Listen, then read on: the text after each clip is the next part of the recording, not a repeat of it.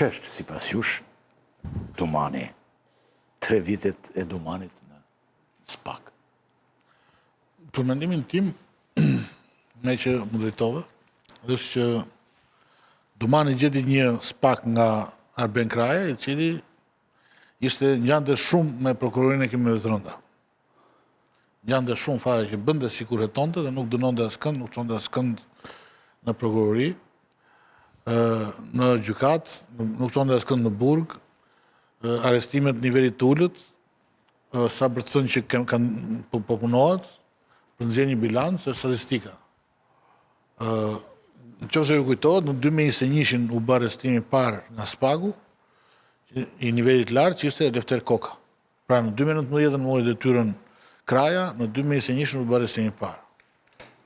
Dhe ky arrestim u bën në fakt me insistimin e ambasadores amerikane në Tiranë, e cila më shumë më bëri për të ndihmuar komisionin e opozitës në parlament për insenatorët, sesa për të gjetur drejtësinë për insenatorët. Dhe faktet na treguan vonë që në fakt drejtësia për insenatorët s'u vu kurrë, dhe Lefter Koka mbeti si njeriu më i dënuar. Peshku më i madh, thotë. Peshku më i madh i insenatorëve. Deti kjo, po është tani Ilir Meta. Niveli më i lartë i kurrë? Është Ilir Meta i për insenatorët flasim. Për insenatorët e Lefter Koka. Ndërsa me ardhen e Domanit pastaj, ne kemi shumë çështje. Nivelet më të larta të politikës janë të prekur pak a shumë, ka mbetur vetëm kryeministri pa u prekur direkt. Do me thënë, se është mbritur vetëm te kryeministri. Mendoj që Domani ka vizituar të gjithë aty. Po ta shikosh si një tregues, si një bilanc, si statistik, duket sikur Domani ka bërë një revolucion. Dhe në fakt edhe në opinionin publik, edhe në marrëdhëniet e drejtësisë në politikën, ai ka bërë një revolucion. Pra drejtësia u bë më faktor më i rëndësishëm, më dinjitoze, filluan t'i kenë frikën politikanët, filluan t'i kenë frikën njerëzit me pushtet drejtësisë, filluan të mendojnë që drejtësia mund të vijë deri tek ata dhe i kalon kufijtë e lejes ndaj Edi Ramës ose të frikës ndaj opozitës.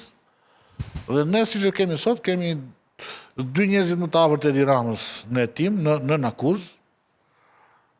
Kemi një zënës kryeministër dhe një zënës kryeministër në detyrë në akuzë.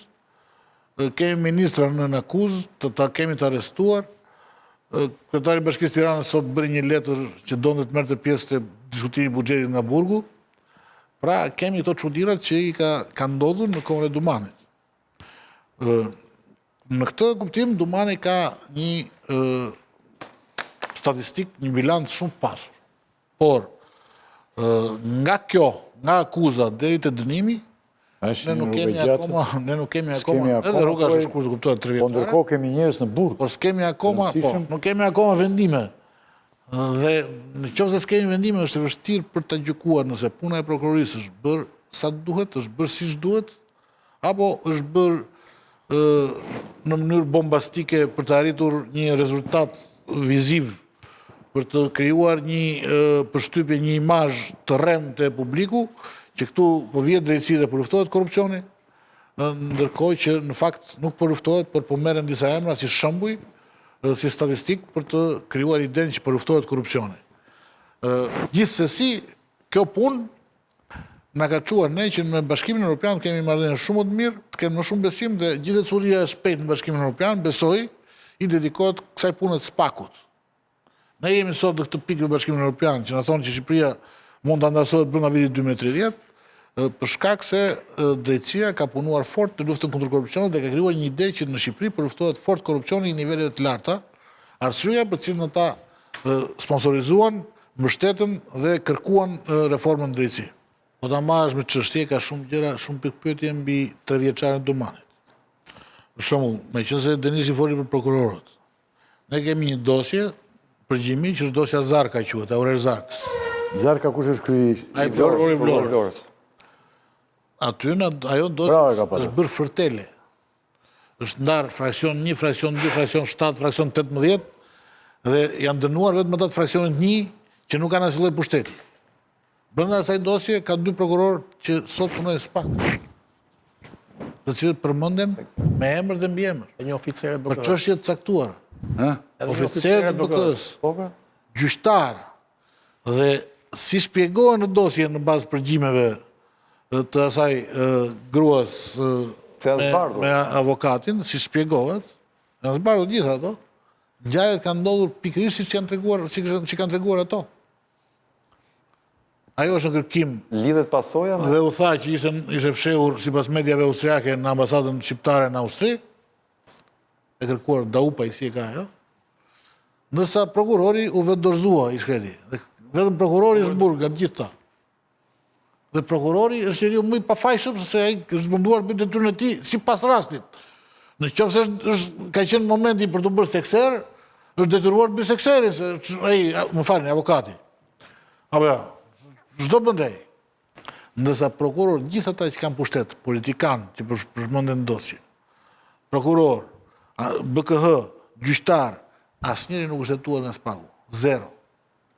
Dosja Metamorfoza, u bën arrestimet me buj, u gjendën 17 vrasje, si u bë kjo, si u bë ajo. Përfundoi pjesa e parë, se prapë u fraksionua dhe kjo. Plum gjoga dorin vete. Përfundoi pjesa e parë të gjithë të lirë. Madje avokati, polici, u thanë dhe na falni që ju kemi arrestuar, sepse ju vërtet keni bërë ca gabime, po nuk ishte kaq të rënda sa që i thamë ne. Dështoje, pasuritë ju kryen gjithë. Dështim total. Ky dështim vjen nga paftësia apo nga korrupsioni. Kjo gjë është për të parë. Nuk do flas shumë. Pagu i korruptorët e ti. Jo, nuk thash është korruptor, Jo, ose gjithë janë pagu. paft, Se s'mund ta përgjithsojmë. ata që kanë bërë ose insenatorët. Po dhe të kulluar si janë. Dhe themi faktin që insenatori vazhdon të marri po aq lekë sa çmerte. Korrupsion quhet edhe korrupsioni politik. Aro? Ja ishtë më rëndësishmi. Korrupsioni Jo, këtu keni drejt ju se korrupsioni politik është korrupsioni që shkatron gjithçka dhe lind të gjithë korrupsionet e tjera. Në fillim vjen korrupsioni politik. Çfarë korrupsioni? Kupton, ky është korrupsioni thelbësor. Ne dim Korrupsioni politik. Pastaj vjen korrupsionet e tjera që i lind ky lloj korrupsioni. Ishte një buj aq të madhe dhe një dështim aq të heshtur sa se sumon njëri fare me dështimin spektakolar të Metamorfozës. Insenatorët nuk po themi se insenatori vazhdon të punojë, vazhdon të paguajë 29 euro tonin, ndërkohë që nuk lejohet të bëhet as insenerim me ligj tani, se kemi një strategji tjetër për trajtimin e mbetjeve. Po ne paguajmë djegje, prap. Dhe spagu thot nuk kam çaj bëj. Pronat e ushtrisë e tham aty. Olta Xhaçka duhet ishte ministra mbrojtjes kur ndodhen ato, ndërsa ai që firmosi që ka vënë firmën i detyruar ndoshta shefi i shtabit është president. Ore ti thua Olta Kemi çaj bëj. po ke kompani, Dosja 184. ke kompanin tjetër Abilegaj për të Jo, ndihmuar, jo. Ke Ajo kompanin vazhdon të tjetër- sekuestro pronat. Bankers. Ka hetim. Një sekund. Po. Ke bankersin që Bankers sa shkoi. dhe kurumin janë dy kompani të cilat kanë grirë këtë vend. Me thënë dhe nuk ka një lëvizje të vërtetë, kupton? Se tani e vërteta është që kur janë miliarda e miliarda dollar, do thotë që ti duhet ndrysh. Rasti bankersit është shumë skandalos. E mbajti sa e mbajti Sa ka Fili, shkuar? tani e kanë marrë këta dhe Sa e ka marrë spagu? Po kur? Do shohim çfarë ka bërë. Tham studio Çerekja, studio Alimi dhe studio e atij deputetit të Vlorës, ish deputeti Qert, i Vlorës. Më ndihmo pak me emrin. Ish deputeti i Vlorës. Alimi, kalojmë te ky kreu i ri. I PS-s. I PS-s.